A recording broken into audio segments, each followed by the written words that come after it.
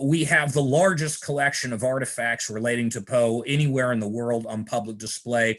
We're here in his hometown, here in his home neighborhood, and we've got the oldest house still standing in the city, which Poe visited at least once. In fact, he brought 15-year-old Edgar Allan Poe brought the Marquis de Lafayette to our house in 1824 when Lafayette was doing a grand tour of the United States. So we have a little connection there, a little Poe connection with our oldest house, at least. We're spread out over 4 buildings. We also have a lovely garden. So of course, if you're ever in Richmond, we hope that you come by and see us. What we're doing today is the Telltale Heart mock trial. So I'm going to turn my computer and your computers and Jonathan's computer into essentially a virtual courtroom. And the way we're going to do that is I'm going to cast some of you in certain roles to put into this courtroom. Now, I've got 3 roles in mind.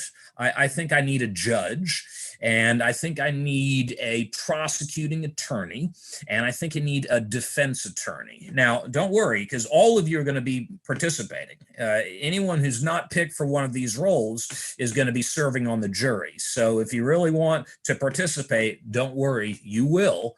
But we got to see which ones among you are going to play which roles. So, and Jonathan is going to be our bailiff, by the way. So he's going to help out with tech stuff. If anyone gets rowdy, I'm looking at you, Winter, and you're Raven.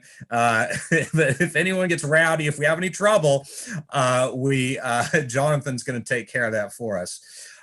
So I'm going to start with the easiest role. The judge is the easier role because it's very scripted, and I'm going to send you a script, whoever we choose to be the judge. So it's very scripted up until the end. At the end, you have a little leeway there. So who would like to be a judge? Maybe raise your hand or indicate in some way so Jonathan and I can select a judge. Anyone who would like to be a judge?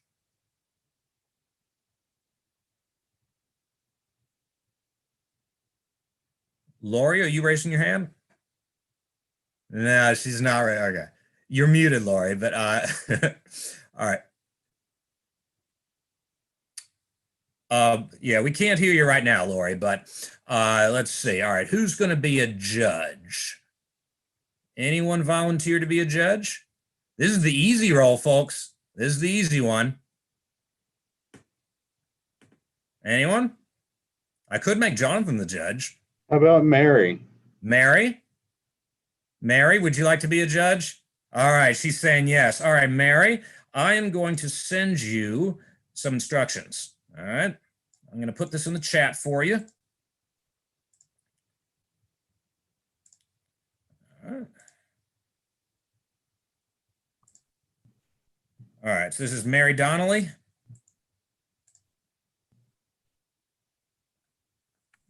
All right, Mary Donnelly, I have just sent you some instructions. It cuts off a bit at the very end, but that's all right because it's all improv after that. It's just some ideas that I've suggested. It's up to you as to what kind of sentence you want to do. All right, now I need a couple lawyers. Now, admittedly, these are the tougher roles. These lawyers have some tough roles. They're going to cross-examine a difficult defendant. So who wants to be, let's say, the prosecuting attorney? Anyone? Prosecuting attorney. Uh-oh, I think Winter's raising her hand. Is that a hand raised from Winter? Yes. All right, Winter. Excellent. Hold on one second. I'm going to send you something.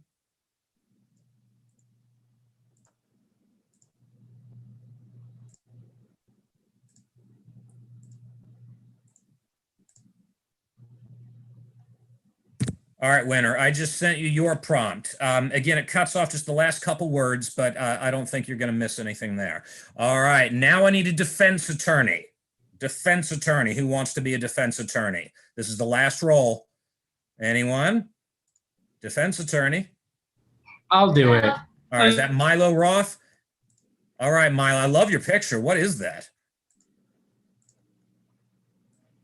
Michelle. It's the woodsman from a show.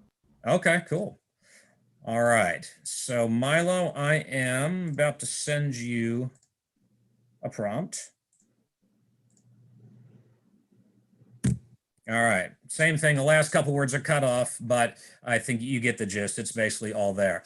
All right. So that means everyone else who's here is part of the jury. All right. Milo, I see you, Milo. Hey there, buddy. So everyone else is on the jury. So this is the way this is going to go. Our judge is going to call the court to order and then ask the defendant to take the stand. Then the defendant will take the stand and give his testimony. Now, if you are familiar with Edgar Allan Poe's great story, The Telltale Heart, the testimony may seem a bit familiar to you, but this time it's going to be different because this time it's the testimony from a defendant on trial for murder in this courtroom right now. All right, Mary, this is your courtroom, right? You're the judge, right? Yeah, this is Judge Mary's court. So as soon as I stop talking, Mary's in charge, and she's got Jonathan as the bailiff, all right? So as soon as she calls this court to order and the defendant takes the stand, she's in charge. You all got to do what Mary says and what Jonathan says. The defendant's going to take the stand and give his testimony. That'll probably last about 15 minutes or so. He's a long-winded fellow. He's got a lot to tell you.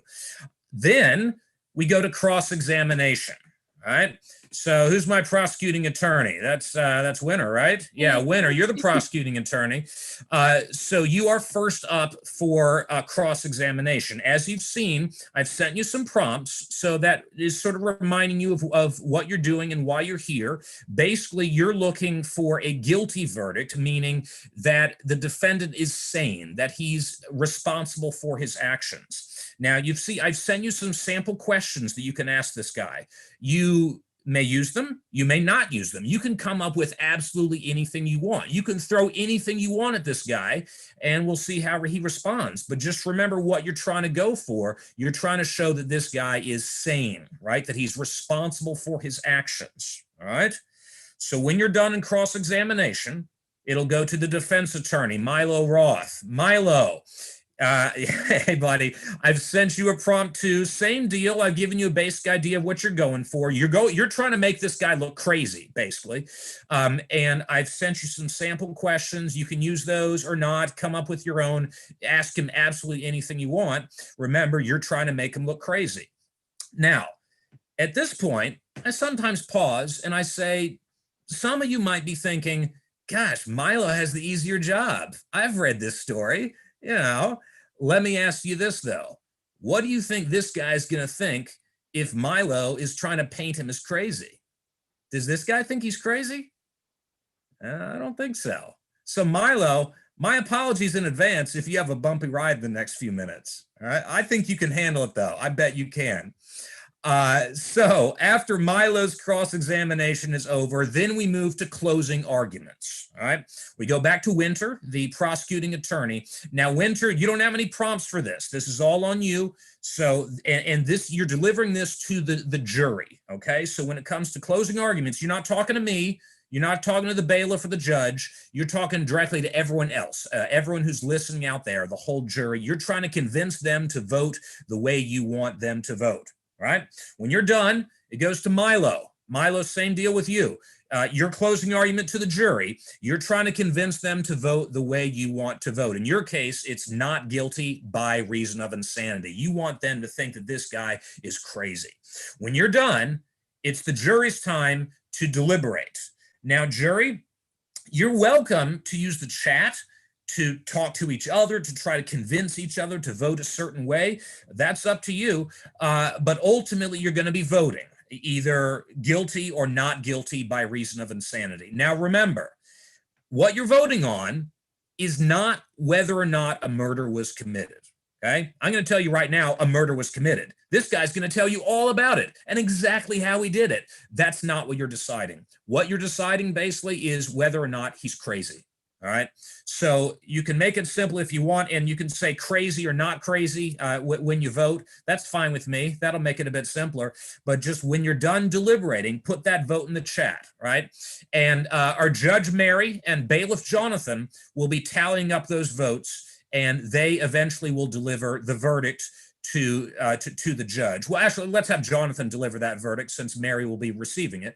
And Jonathan, we're going to go with majority rules here, unlike a real American courtroom, because if we try to get a unanimous verdict, I don't know, we might be here until 10 p.m. or something. So, so it's just majority rules for that. Now, Mary, when you get that verdict, now you've seen that your role is pretty scripted.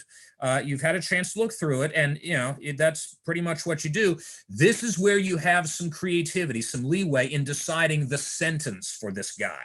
So you take that verdict that they return and see what it is, and then you craft a sentence for this guy. And you can get creative as you want. You can come up with, I don't know, and you can start thinking now if you want. So that's your task. That's your creative task for this evening, to start thinking about something crazy for this guy. Well, or not necessarily crazy. I didn't want to prejudice the jury. Anyway, all right. So that's basically how it's going to go. Do we have any questions? Let's see. Judge Mary, do you have any questions for me?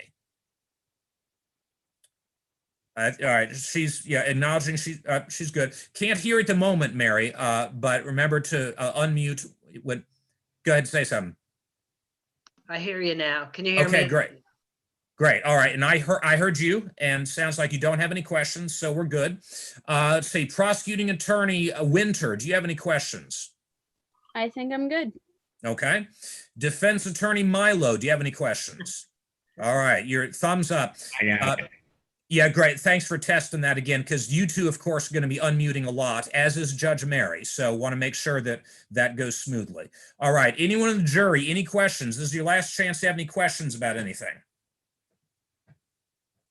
All right. I think we're ready to start. Where's that defendant? I don't know. He's over here. All right. So Judge Mary, whenever you're ready, you can call this court to order.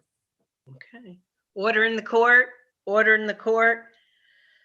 Will the defendant please take the stand? True, nervous. Very, very dreadfully nervous I had been, and am. But why will you say that I am mad? The disease had sharpened my senses, not destroyed, not dulled them. Above all was the sense of hearing acute. I heard all things in the heaven and in the earth. I heard many things in hell. How then am I mad? Hearken and observe how healthy, how calmly I can tell you the whole story. It is impossible to say how first the idea entered my brain, but once conceived, it haunted me day and night. Object there was none. Passion there was none. I loved the old man. He had never wronged me. He had never given me insult. For his gold I had no desire. I think it was his eye. Yes, it was this.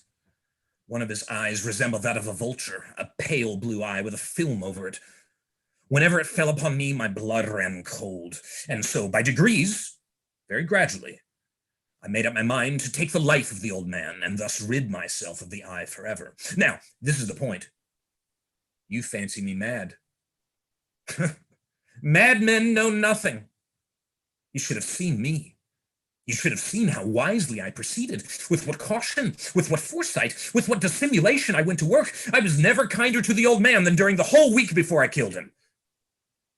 And every night about midnight, I turned the latch of his door and opened it, oh so gently. And then, when I had made an opening sufficient for my head, I put in a dark lantern, all closed, so that no light shone out. And then I thrust in my head. You would have laughed to see how cunningly I thrust it in. I moved it slowly, very, very slowly, so that I might not disturb the old man's sleep. It took me an hour to place my whole head within the opening so far that I could see him as he lay upon his bed. Would a madman have been as wise as this?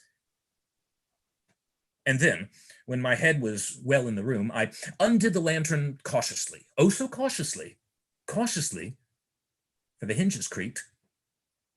I undid it just so much that a single thin ray fell upon the vulture eye. And this I did for 7 long nights, every night just at midnight. But I found the eye always closed, and so it was impossible to do the work, for it was not the old man who vexed me, but his evil eye.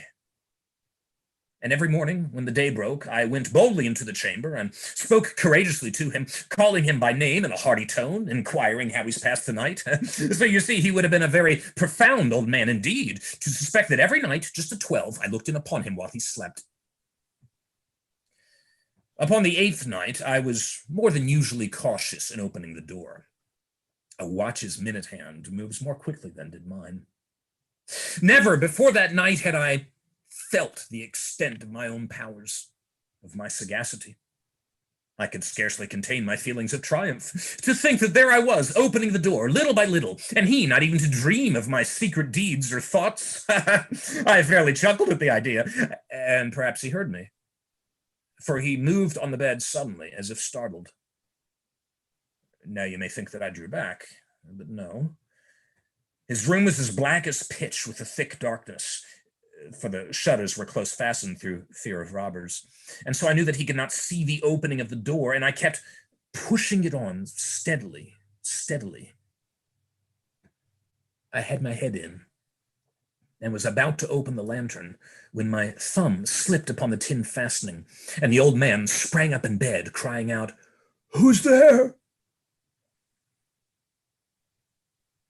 I kept quite still. I said nothing. For a whole hour, I did not move a muscle, and in the meantime, I did not hear him lie down. He was still sitting up in the bed, listening, just as I have done, night after night, hearkening to the death watches in the wall. Presently, I heard a slight groan, and I knew that it was the groan of mortal terror. It was not a groan of pain or of grief, oh no, it was the low, stifled sound that arises from the bottom of the soul when overcharged with awe. I knew the sound well. Many a night, just at midnight, when all the world slept, it has welled up from my own bosom, deepening with its dreadful echo the terrors that distracted me. I say I knew it well. I knew what the old man felt, and pitied him, although I chuckled at heart. I knew that he had been lying awake ever since the first slight noise when he had turned in the bed. His fears had been ever since growing upon him. He had been trying to fancy them causeless, but could not. He had been saying to himself, "It is nothing but the wind in the chimney. It is only a mouse crossing the floor. It is merely a cricket which has made a single chirp." Yes, he has been trying to comfort himself with these suppositions, but he had found all in vain, because death, in approaching him, had stalked with his black shadow before him and enveloped the victim. And it was the mournful influence of the unperceived shadow that caused him to feel, although he neither saw nor heard me, to feel the presence of my head within the room. When I had waited a long time, very patiently, without hearing him lie down, I resolved to open a very, very little crevice in the lantern. So I opened it. You cannot imagine how stealthily, until at length a single dim ray, like the thread of the spider, shot from out the crevice and fell upon the vulture eye. It was open, wide open, and I grew furious as I gazed upon it. I saw it with perfect distinctness, all a dull blue with a hideous veil over it that chilled the very marrow in my bones, but I could see nothing else of the old man's face or person, for I had directed the ray as if by instinct precisely upon the damned spot. And now, have I not told you that what you mistake for madness is but over-acuteness of the senses? Now, I say, there came to my ears a low, dull, quick sound, such as a watch makes when enveloped in cotton. I knew that sound well, too. It was the beating of the old man's heart. It increased my fury, as the beating of a drum stimulates the soldier into courage. But even yet, I refrained, kept still. I scarcely breathed. I held the lantern motionless. I tried how steadily I could maintain the ray upon the eye. Meantime, the hellish tattoo of the heart increased. It grew quicker and louder every instant. The old man's terror must have been extreme. It grew louder, I say, louder every moment. Do you mark me well?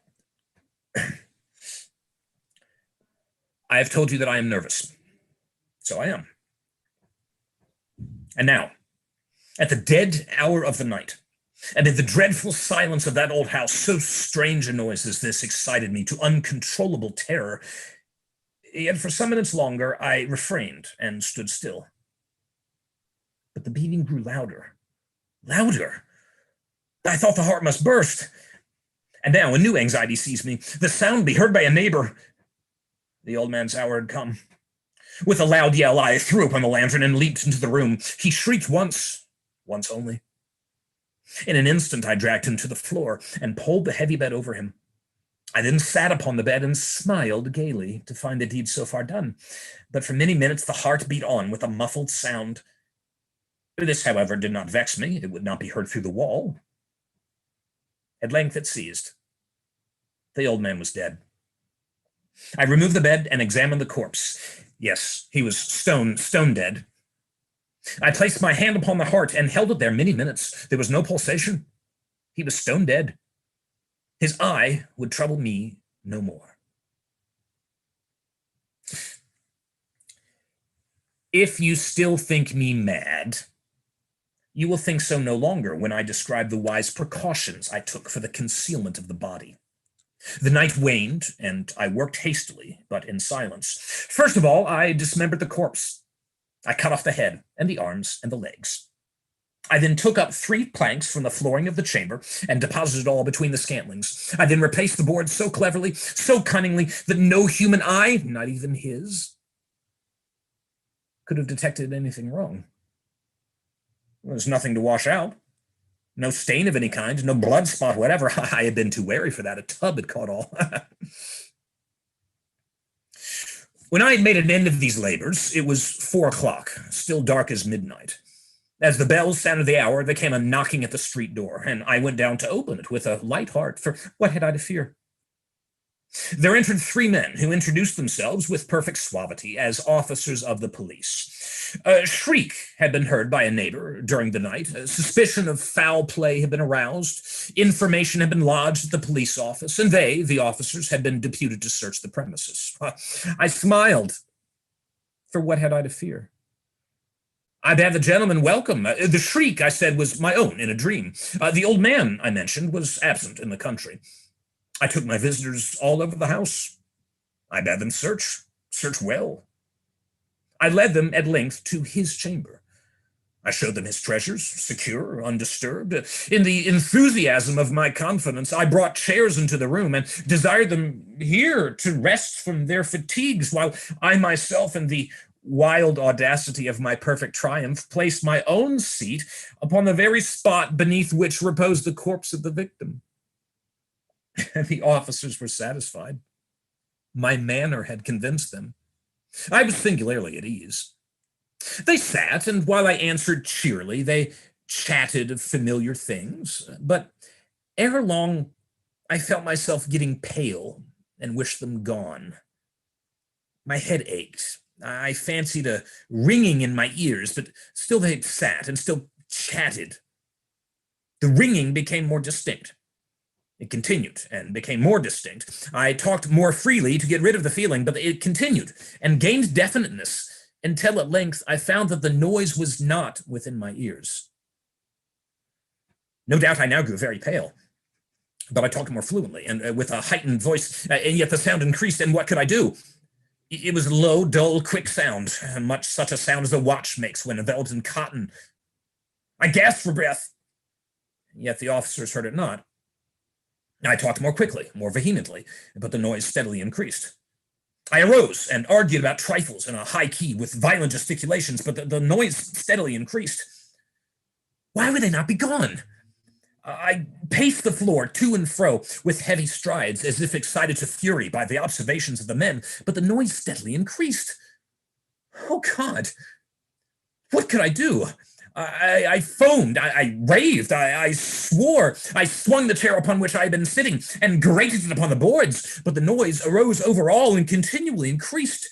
It grew louder, louder, and still the men chatted pleasantly and smiled. Was it possible they heard not? Almighty God, no, they heard, they suspected, they knew.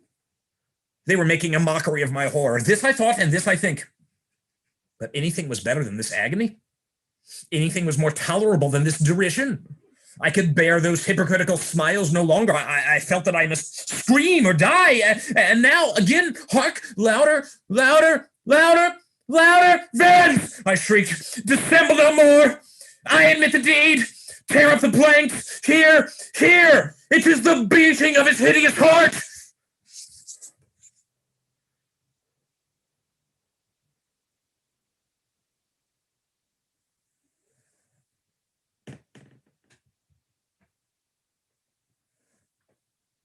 All right, Judge.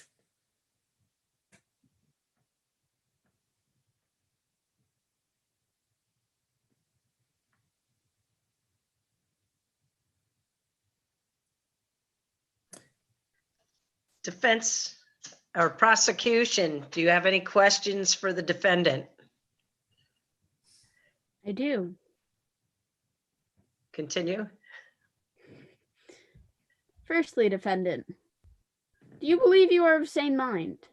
I absolutely am very sane. In fact, I would say I'm more sane than everyone else. My brain function is at extremely high levels. Thank you for noticing.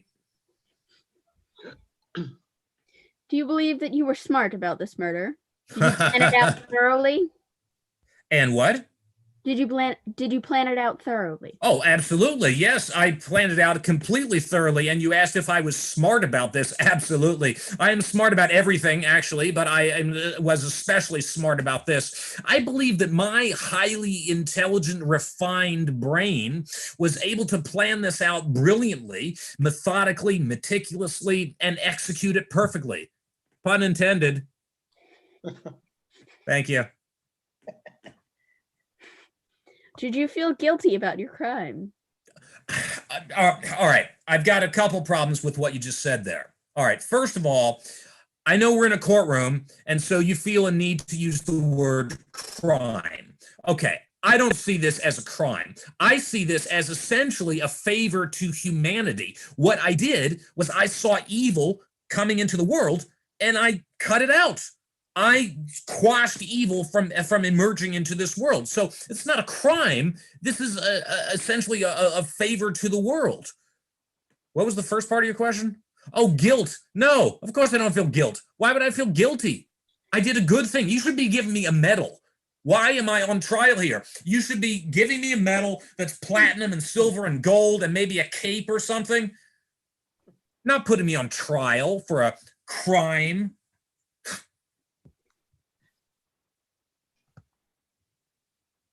Prosecution, are you finished? I'm finished. Okay. On to the defense. Do you have any questions for our defendant? I do. So you said that, this was expertly executed, as you said, correct? Yes, you're right. That's right. Why would you tell then everyone about this murder, or why would you tell the policeman if you did this so well? See, I thought that even those stupid policemen could hear that. I mean, it was so loud, it was just so loud that I thought that even them could hear it. So I guess I was wrong. I don't know. But I knew that my hearing was better than everyone else's. So I knew that I could sense things and hear things that other people couldn't. But that was just so loud. I could have sworn that they could hear it too. I don't know. Mila, you're muted. Yes, I know. I was thinking. What makes you so different from other people? Why do you think you're better than everyone else? Well, now look. First of all, it's not about my thinking I'm better than everyone else. It's simply a fact, right? And I don't say this to be boastful, to be braggadocious. It's simply that I have been chosen to be an elevated person, a sort of super being, if you will, Superman, if you like.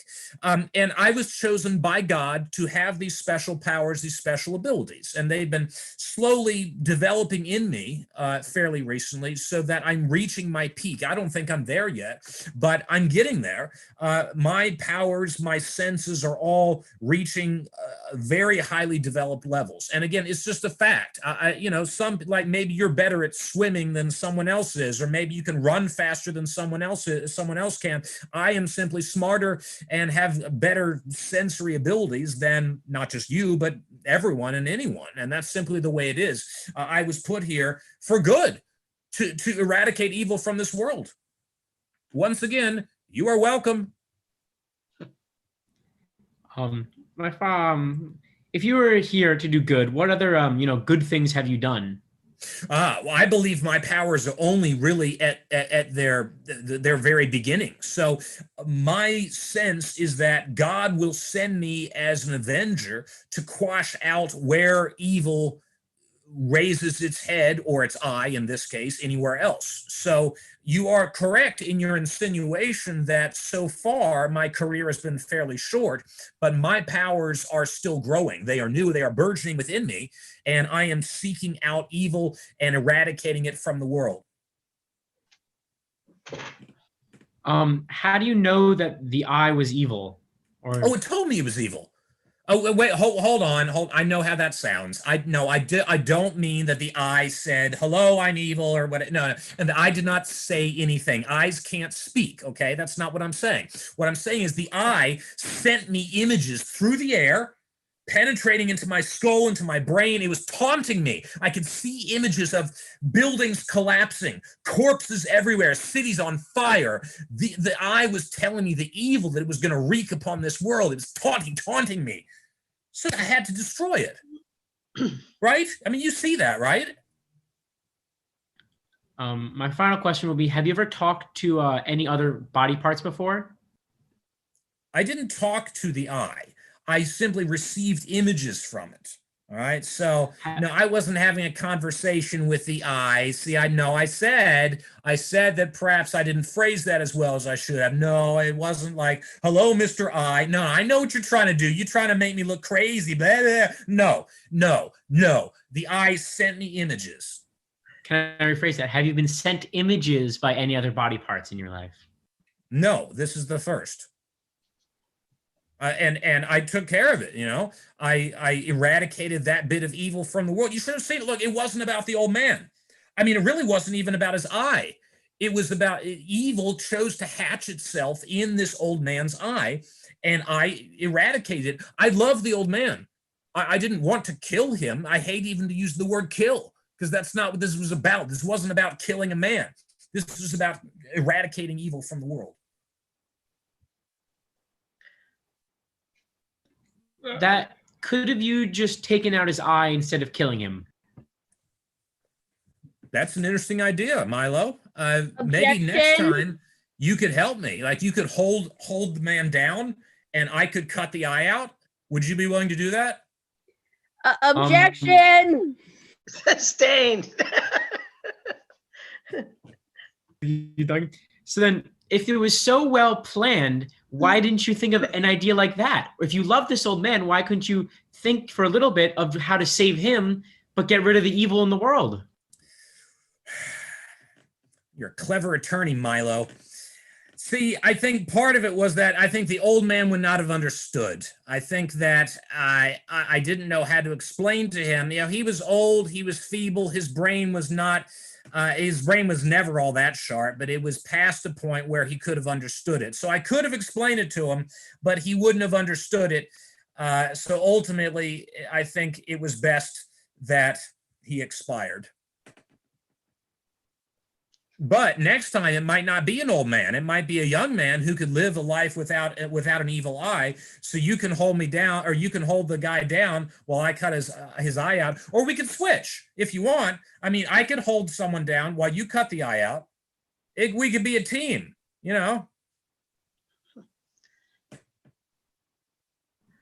I'll pass it back to the attorney if they have anything to say. Oh, you don't like that idea? No, I think no.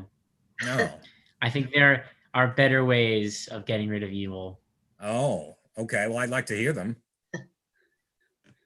Prosecution, do you have an objection? I do have an objection. How can we let a defense attorney be in cohorts with our suspect here? He works for How is me. it fair? I hired him. He works for me. He's in cohorts. He could have done the murder as well. Okay, if both sides are finished, the prosecution, if you'll give your closing statement followed by the defense, we'll do theirs. Okay. I do not believe that somebody insane could think this thoroughly and have a conscience about what they did. His heart beating was a sign that he felt guilty for what he did. So he does not. He is not insane. He merely thinks he's better than everybody else. Well, I am better than everyone else. He's not insane.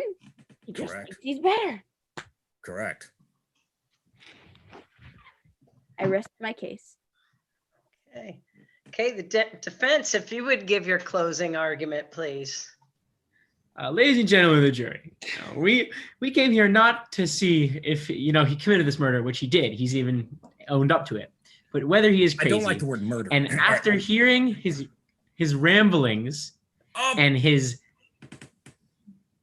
ramblings and blatant, to lack of a better word, craziness, I think it is clear that he has been hearing things, and his well thought together plan wasn't very well thought together.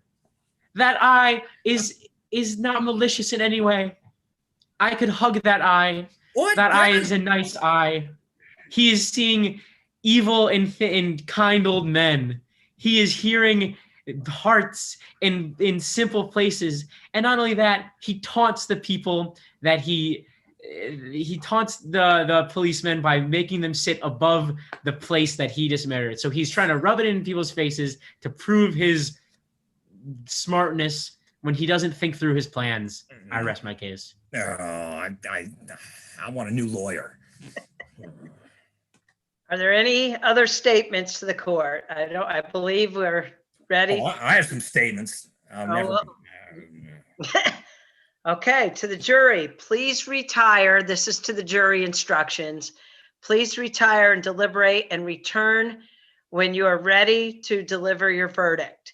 You have two choices, just two choices only. Guilty or not guilty by reason of insanity. So I'm assuming we're doing it in the chat. And this will go to our bailiff, Jonathan.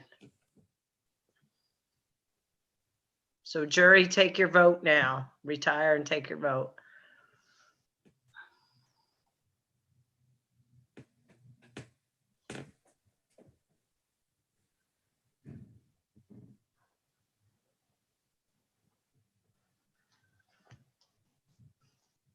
Yeah.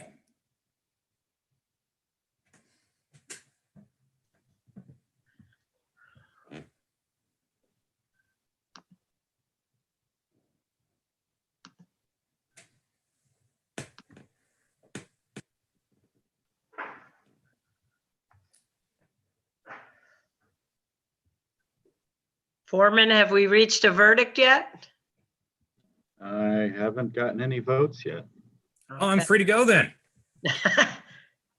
Bailiff, keep the defendant in check. Yeah. How'd you do that, bailiff? And the votes are going through chat, correct? Yes. Correct.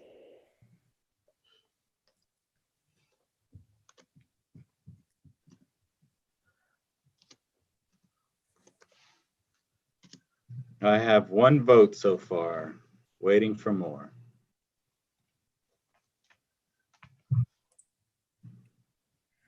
Lawyers, make sure you're voting too.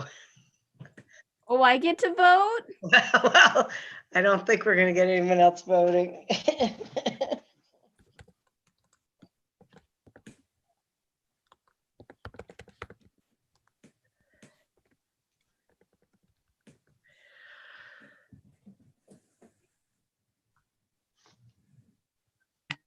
Yes, Sheila, you may vote.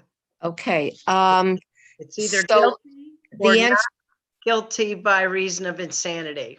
so it's guilty by reason of insanity or not guilty by reason So of it's just insanity? plain guilty Oh, or or not guilty, oh, okay, by that's, reason of okay.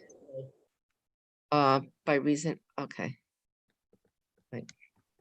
I'm not good with Zoom yet, wait a minute, I gotta, what am I doing? Okay, It's all right. I can hear your thoughts.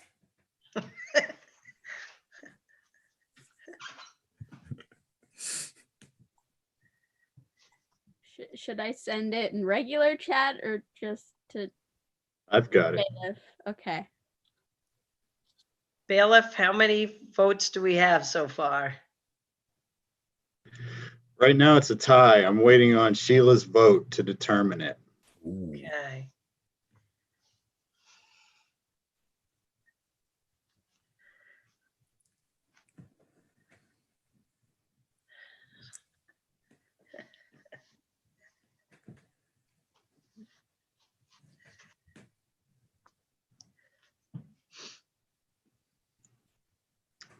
So by a count of 4-3, our defendant is not guilty by reason of insanity. What? What?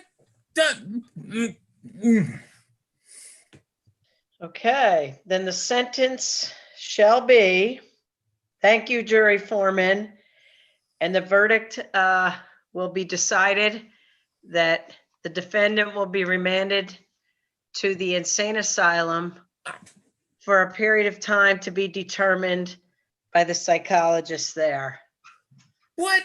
But how can I help the world if I'm put in some insane asylum? The whole point is that I'm trying to eradicate it. What? Who are you? What is what?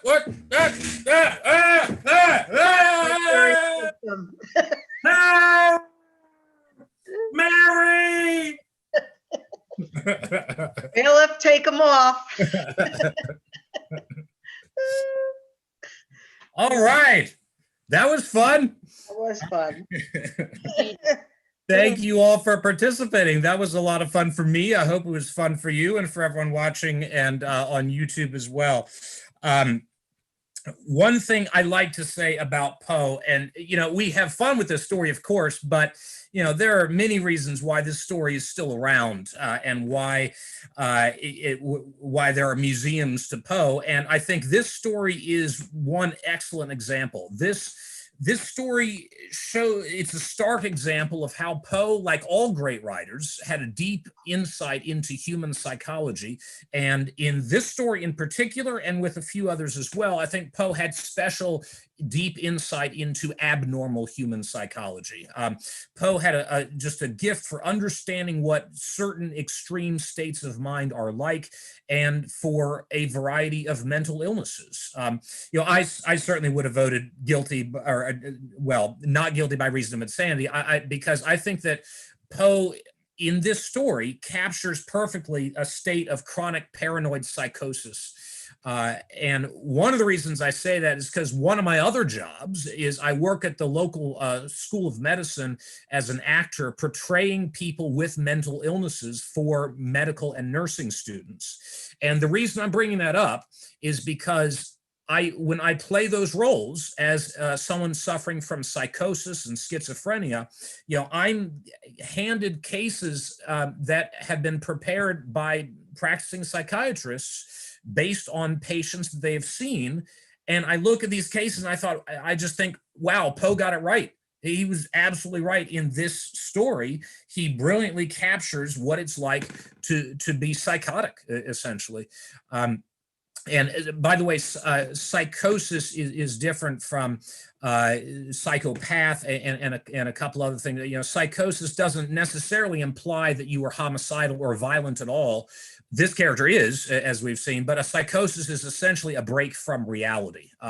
Most of the time, it's not violent, fortunately, or else our world would be even more violent than it is.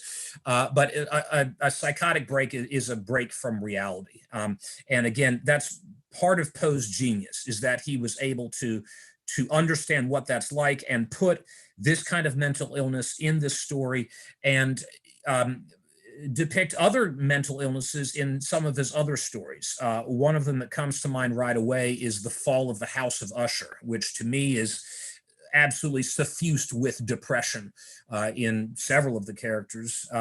Another example is his story Berenice, which isn't as well known. It's actually his first horror story.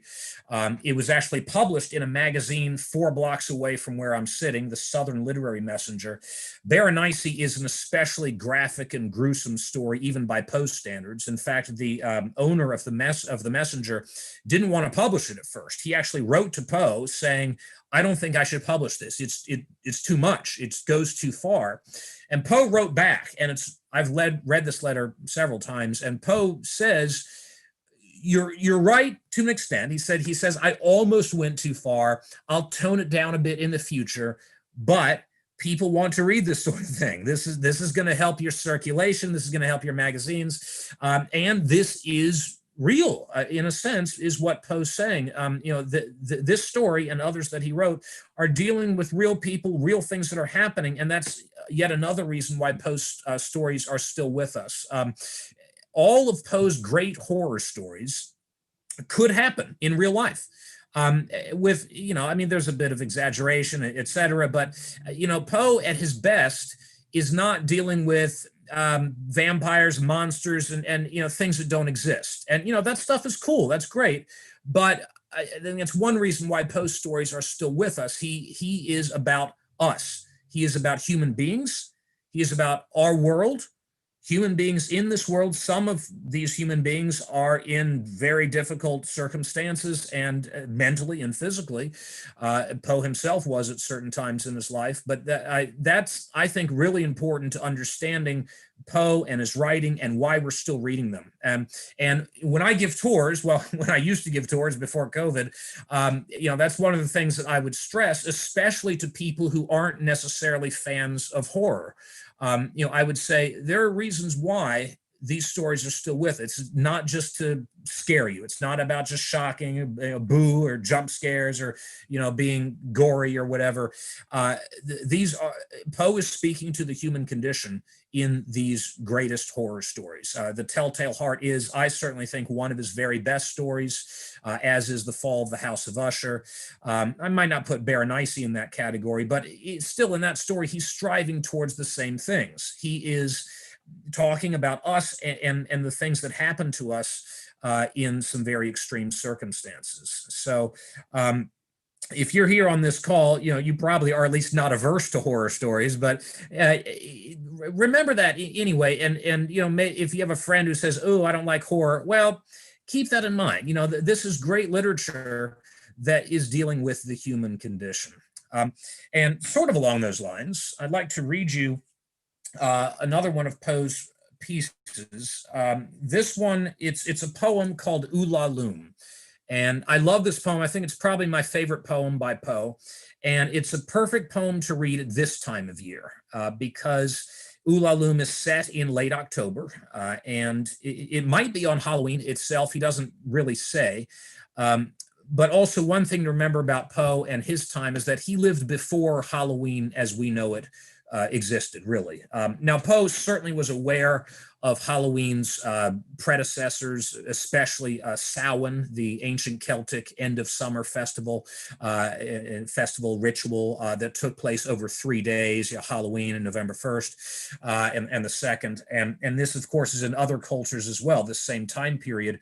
One reason we think of it is it's often seen as the time when the veil between the living and the dead is at its thinnest.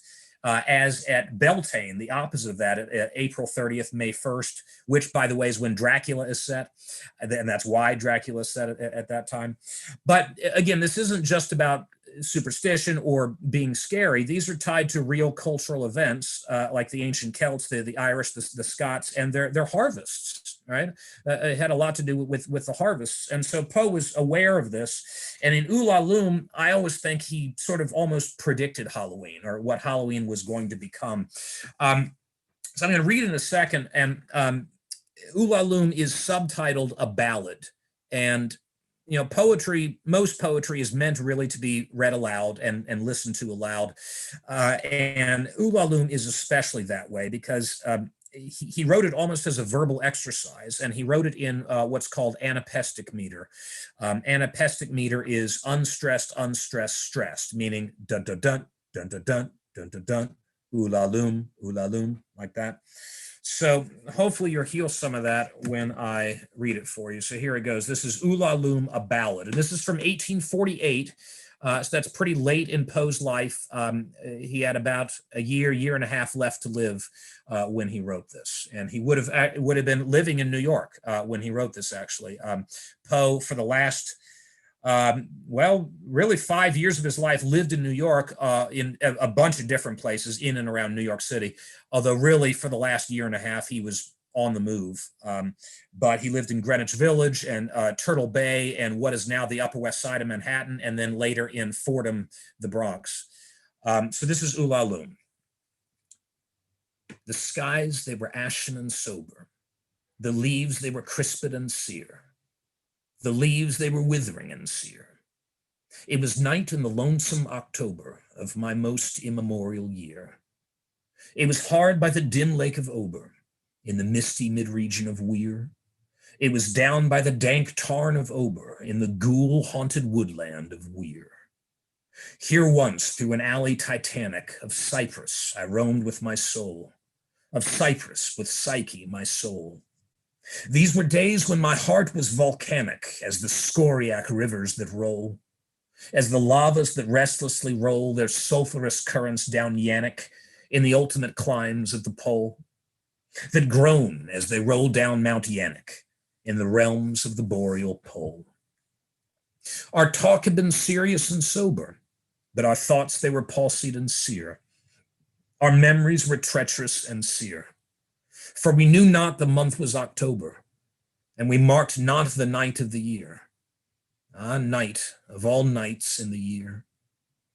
We noted not the dim lake of Ober, though once we had journeyed down here. Remembered not the dank tarn of Ober, nor the ghoul-haunted woodland of Weir. And now, as the night was senescent, and star dials pointed to morn, as the star dials hinted of morn, at the end of our path a liquescent and nebulous luster was born, out of which a miraculous crescent arose with a duplicate horn, Astartes bediamonded crescent, distinct with its duplicate horn. And I said, she is warmer than Diane. She rolls through an ether of sighs. She revels in a region of sighs. She has seen that the tears are not dry in this cheeks where the worm never dies, and has come past the stars of the lion to point us the path to the skies, to the Lethean peace of the skies. Come up, in despite of the lion, to shine on us with her bright eyes. Come up through the lair of the lion, with love in her luminous eyes. But Psyche, uplifting her finger, said, sadly, this star I mistrust. Her pallor I strangely mistrust. Oh, hasten, oh, let us not linger. Oh, fly, let us fly, for we must. In terror she spoke, letting sink her wings till they trailed in the dust. In agony sobbed, letting sink her plumes till they trailed in the dust, till they sorrowfully trailed in the dust. I replied, this is nothing but dreaming. Let us on by this tremulous light. Let us bathe in this crystalline light. Its Sibylic splendor is beaming with hope and in beauty tonight. See, it flickers up the sky through the night. Ah, we safely may trust to its gleaming, and be sure it will lead us aright. We safely may trust to a gleaming that cannot but guide us aright, since it flickers up to heaven through the night. Thus I pacified Psyche and kissed her, and tempted her out of her gloom, and conquered her scruples and gloom. And we passed to the end of the vista, but were stopped by the door of a tomb, by the door of a legended tomb. And I said, what is written, sweet sister, on the door of this legended tomb? She replied, Ulalume, Ulalume, 'tis the vault of thy lost Ulalume. Then my heart it grew ashen and sober, as the leaves that were crisped and sere, as the leaves that were withering and sere. And I cried, it was surely October, on this very night of last year, that I journeyed down here, that I brought a dread burden down here, on this night of all nights in the year. Oh, what demon has tempted me here? Well, I know now this dim lake of Ober, this misty mid-region of Weir. Well, I know now this dank tarn of Ober, in the ghoul-haunted woodland of Weir. And that is Ulalume. Ulalume is one of Poe's most mysterious poems. I don't know if I can fully explain what it means, but I think it's meant to be mysterious, and I think it's rather lovely. It looks like we have just a couple minutes left, so I'm going to close with one of Poe's most famous poems. This poem was written very late in his life, in fact, so late that it wasn't published until after he died. And this poem has inspired a lot of speculation as to who it might have been based on or for. We'll never have an answer from Poe because he died before it was published, so he never talked about it. And this poem is also in the Anapestic Meter for the most part. It's not quite as regular as Ulalume, but it's pretty close. This poem, if you haven't guessed yet, is Annabel Lee. It was many and many a year ago, in a kingdom by the sea, that a maiden there lived whom you may know by the name of Annabel Lee. And this maiden, she lived with no other thought than to love and be loved by me. She was a child, and I was a child in this kingdom by the sea. But we loved with a love that was more than love, I and my Annabel Lee. With a love that the winged seraphs of heaven coveted her and me. And this was the reason that long ago in this kingdom by the sea, a wind blew out of a cloud by night, chilling my Annabel Lee, so that her high-born kinsman came and bore her away from me, to shut her up in a sepulchre in this kingdom by the sea. The angels, not half so happy in heaven, went envying her and me. Yes, that was the reason, as all men know, in this kingdom by the sea, that the wind came out of the cloud, chilling and killing my Annabel Lee. But our love, it was stronger by far than the love of those who were older than we, of many far wiser than we, and neither the angels in heaven above, nor the demons down under the sea, can ever dissever my soul from the soul of the beautiful Annabel Lee. For the moon never beams without bringing me dreams of the beautiful Annabel Lee. And the stars never rise, but I see the bright eyes of the beautiful Annabel Lee. And so all the nighttide, I lie down by the side of my darling, my life and my bride, in her sepulchre there by the sea, in her tomb by the side of the sea. And that is Annabel Lee. All right, folks. Well, it is 7 o'clock. I'd be happy to take questions if anyone has any, if we still have a little time left. Yeah, I mean, if anybody has any questions, feel free. Dean, you said he did was around mental illness. Was it him or his family, or what was going on that he had such insight into psychosis? Well, I think that first of all, it's just part of his gift, as a great writer, that he was able to have that kind of insight. Secondly, he did research. We know he specifically researched the Telltale Heart. In fact, we know exactly what he used for Telltale Heart. There was a murder trial that he was reading about in the papers, and that is specifically what inspired Telltale Heart. If there was someone that he knew personally that was suffering from psychosis, we don't know about that. But I would say, those couple things, his sort of ineffable gift, a literary gift, and insight into the human condition, and especially to those extreme states of mind and mental illness, plus, frankly, research and some calculation too. Remember when I was talking about Berenice, that very first horror story, Poe had his eye on the market, and he was looking for a job, and that worked, by the way. That letter that he wrote to the owner of the Messenger, he pitched him a deal. He said, I'll tone it down a bit and I'll send you a new story every month. Deal? And Poe did that. He sent a new story every month and they got published every month. And then Poe got hired as a staff writer at the Southern Literary Messenger, eventually becoming the editor.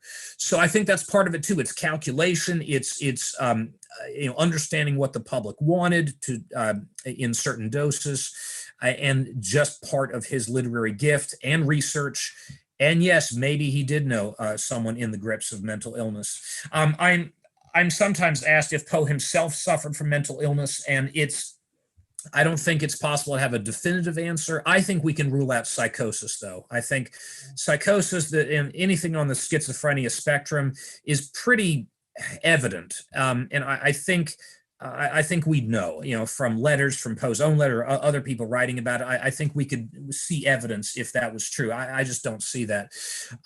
Some people suggest bipolar disorder. I don't see that either. I don't see manic states in Poe typically.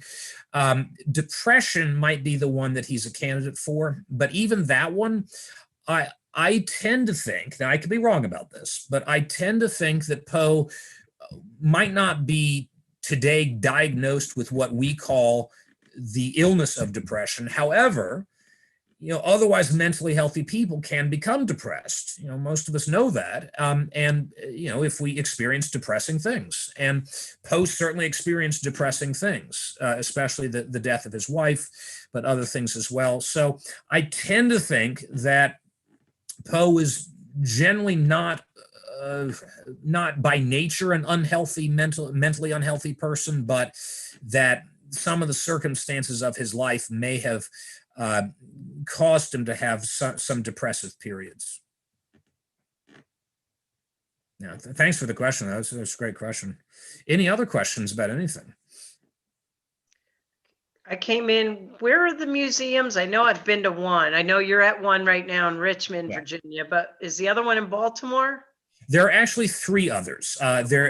So we are the Poe Museum, and I stress museum because we don't have a house that he lived in. Okay. So that's one reason why I always say, but we have a whole lot of artifacts, because the others don't have so many artifacts, but we don't have a house that he lived in. So there are 3 Poe houses in the United States. One is in Baltimore, one is in Philadelphia, and one is in New York City, specifically in the Bronx, in Fordham, the Bronx. Okay. Yeah. And if you happen to know Philadelphia, it's in the Spring Garden section, so just north of the Old City part of Philadelphia. If you know Baltimore, it's in what is now called West Baltimore. Back then, though, it was really outskirts suburbs, which was kind of true of the Philadelphia house as well, and very true of Fordham, of course. Fordham wasn't part of New York City at all back then. And Poe, in all 3 of those cities, Poe lived in other places as well. As I mentioned, he lived in a bunch of different places in and around New York City. In Philadelphia, he lived in, I think, 4 different places. In Baltimore, just 2. So he moved around a lot. He seemed to prefer the outskirts of cities to being actually in the cities. Some of that was probably practical and physical, i.e., cities with all the diseases were just not as safe as the countryside and the suburbs, and especially with his wife suffering from tuberculosis. That's one of the reasons they moved farther and farther away from New York City itself, eventually getting all the way out to Fordham because she was sick. That wasn't the only reason, but it was a reason. Yeah, I mean, obviously we all know something about disease right now, but in Poe's time, he was everyone was surrounded by lots of horrible diseases that were killing so many people. Tuberculosis being probably the big one in Poe's time in place, but others like cholera, scarlet fever, even things like measles and dysentery, things that we lucky Americans don't have to think about too much. Those were killing. Those still kill people, and the measles still kill a lot of people every year, just not in this country. Looks like Denise Rappaport has raised her hand. Denise, Hi there. I appreciate all your information and your wonderful whatever reading of his poems and the story that pretending to be him. But what do you how do you subscribe to theories that he possibly died of, well, either complications from alcoholism, even some physicians say rabies, yeah, and somebody else once said brain tumor. Yeah. Yeah. So yeah, Poe's mysterious death. Let me set that scene for a second in case not everyone knows the circumstances. So Poe left Richmond September 26, 1849. His plan was to go to Philadelphia and then up to Fordham, and because he was moving back here to Richmond. Actually, he was going to move here, marry a woman here, and live here the rest of his life. Supposedly, who knows if that actually would have happened, but that was his plan. He apparently got as far as Baltimore. Which was going to be, a stop on the way to Philly, but he never got past Baltimore. So he was found in a tavern in Baltimore on October 3rd of 1849, very drunk, incoherently drunk. He was taken to a hospital and he died in the hospital in Baltimore 4 days later, October 7th, 1849, 40 years old. The cause of death, it was listed as phrenitis, which just means inflammation of the brain, which doesn't mean a whole lot. In that time period, that's just something that doctors used when they didn't really know what the cause of death was. So that has led to a lot of theories. There are 27 different theories that I'm aware of, and we actually got all of them on the wall in one of our walls here. And you've referred to a few of them. I'll take alcohol first. I am pretty certain alcohol had something to do with his death. My only question is if that was the only thing, if it was just alcohol over intoxication or alcohol poisoning, if that was the whole story. I tend to think not. I think there was probably more to it than only being completely drunk, which it's pretty clear that he was. You mentioned rabies. Yeah, that's been another theory. That's a more recent theory, and it's an interesting one. It's gotten a lot of attention. Unfortunately, I don't think there's a lot of background to it. I think that the rabies theory came about when someone found that at one point during those 4 days when he was in the hospital, Poe refused water. And apparently that's one of the symptoms of rabies. People suffering from rabies are, I guess, hydrophobic, won't drink water, and I don't want it even near them or something. But apparently I think Poe did later drink some water in those 4 days, and I don't think there's much other evidence for rabies. So it's an interesting diagnosis, but I don't think there's a whole lot of evidence backing that one up. My favorite theory, although there's definitely a big asterisk by it, is the Cooping Theory. And some background, the day he was found was Election Day in Baltimore. And cooping was when people who worked for political candidates would round up people off the streets, out of bars, out of gutters, wherever else, and coop them up, literally, put them in a cage and get them drunk and send them to the polls to vote repeatedly for their candidate. And the way they did that was each time they came out from voting to put different clothes on them and send them back in. And now this was not widespread. This is not happening everywhere. This is probably only a few places, a little bit here and there. But there's enough anecdotal evidence that we're pretty sure that did happen at certain times. We don't know that's what Poe was doing. It's a good guess because it would explain where he was found, tavern and polling place. And I forgot to mention that taverns were used as polling places throughout the 19th century. That was very common. So he's found at a tavern and polling place. He's very drunk. He was found on Election Day, and he was wearing clothes that didn't belong to him. So it makes a lot of sense, but there's no proof. And even if there was, it's not really a cause of death. It's just an explanation of what he was doing the day that he was found. So there's always going to be speculation, I think, about Poe's death. I like to quote Charles Baudelaire, who was a great French poet who was a little bit after, I think about 15 years younger than Poe, deeply influenced by Poe. Baudelaire said this about Poe's death: "This death was almost a suicide prepared for a long time."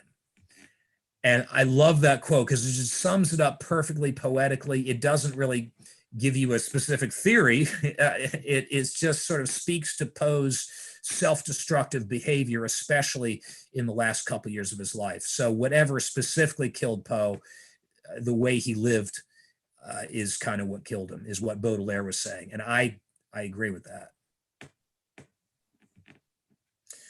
Any other questions about anything? I have a small question. Sure, Winner. Oh, look, is that a black cat right next to you? It is. It's Luna. Her name is Luna. She's been cuddling. She's adorable. Oh. Was Poe found in a ditch, or was he found in the pub? So yeah, we hear the ditch thing a lot. I'm not sure where that came from. He was found at a tavern, as far as I know. But I hear the ditch thing so often that I wonder where it's from, and I don't know. But he was the first we know about him was because he was found, because of course Poe lived in Baltimore for 4 years, so he hadn't lived there in a while, but that means plenty of people in Baltimore knew him and remembered him. So eventually, when it was figured out who this guy was, they found a guy who knew Poe, a guy named Joseph Snodgrass, and he shows up. So it's from when Snodgrass finds him that the record begins again, because we just have a blank from between September 27th and October 3rd. And, Snodgrass says, yeah, he's at the tavern. It's a tavern called Gunner's Hall. It's not there anymore. It's long gone. But yeah, so the answer is at a tavern. Good. Any other questions? I think Sheila has one. Oh, Sheila? No, the hand is Oh. Denise's. I'm sorry, it was really close to Sheila's. I okay. If nobody else has one, I actually have one for you. I was curious because in some research that I did for a completely separate topic of Poe, I discovered that a man named George Lippard from Philadelphia, who wrote The Quaker City, talked a lot about Poe and how he would, get him out of the gutter and pick him up. I'm just curious, is that a real connection between Lippard and Poe, or is that just something, that's been made up? I don't know very much about George Lippard. I do, from what I know, that they did know each other and were friendly to some extent, but much beyond that, I just don't have much information offhand. But I will sort of take that and spin it off a bit into Poe's drinking habits, because people ask me, if Poe was a drug user, a drug addict, or a drinker, a drunk, etc. For drugs, there's zero evidence that he used drugs recreationally at all. There just isn't any evidence for it. So that's just a myth, probably spread by Rufus Griswold, among others. As far as drinking, though, Poe certainly was a drinker, but he was not a chronic alcoholic in the sense that he drank every day. He definitely didn't. There's plenty of evidence showing that he went for months at a time without drinking a drop, but then he'd go on a binge and things would get ugly. So again, I'm sure you know much more about George Lippard than I do, but if Lippard has stories about, Poe going on a binge and Lippard helping him out, that certainly corresponds with stories that I've read of some of Poe's other friends and acquaintances who, liked the guy very much and tried to help him out, and, saw that he was so self-destructive sometimes when going on these binges, and, he clearly couldn't handle alcohol very well at all. And that probably wasn't helped by the fact that, he went for months without drinking. So he probably lowered his tolerance greatly. And of course, he was not a large man by any means. But yeah, all the evidence shows that Poe, he'd seesaw. He'd go for months and then go on a bender and things would get bad. There are some pretty outlandish stories about some of the things he do and, wandering around and stuff like that. Anything else? Okay. Thank you, Milo. And thanks for being one of the lawyers. Well, if no one has anything else, I really would like to thank Dean for being here and for all his knowledge as well. And for everyone that participated, I really appreciate that as well. If anyone would like to visit the Poe Museum, I put a link in the chat, and also a link to our newsletter as well. If you're not a subscriber, go ahead and give us a subscribe there. But I really, really, really do appreciate, Dean, your time here. Oh, of course. You're more than welcome. If you couldn't tell, I love doing this. So I had a great time, and thank you for inviting me to do this. Appreciate it. Thanks, everyone. You, thank you. Bye.